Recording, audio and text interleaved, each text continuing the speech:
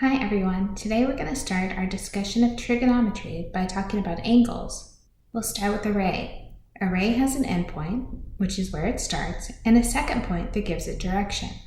For example, if I have the 3 points A, B, and C, I could form array AB or array AC. If I put those two together, I form an angle. Two rays with a common point will always form an angle. The common point is called the vertex. We often use variables to denote angles. Most commonly, we will use theta, phi, alpha, or beta, but any letter will work. When looking at the angles, we have two sides. We have the initial side, which is where the angle starts, and we have the terminal side, which is where the angle ends. We can see that a little bit better if we show some motion. So we can see that we started at our initial side and we finished at our terminal side. Angles could be started in any direction, so what we want to do is add some clarity by making things in a standard form. For standard form, we are going to incorporate the xy coordinate system. We will put the initial side on the x-axis and we'll put the vertex at the origin.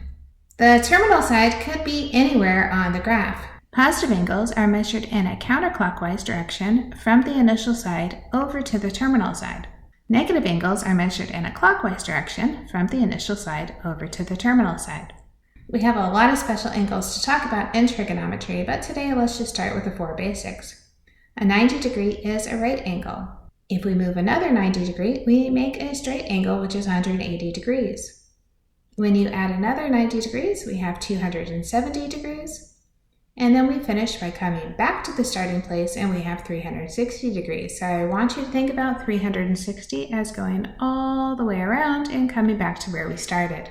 So to finish this video, let's draw a couple of angles. Now we're not trying to be perfect here, we're just trying to kind of eyeball it and give some idea of where the angle would be.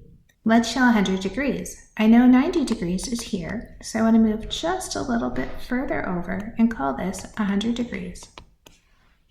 If I want to show negative 20 degrees, I know I need to go clockwise, so I'm going underneath my initial angle and saying this is about 20 degrees.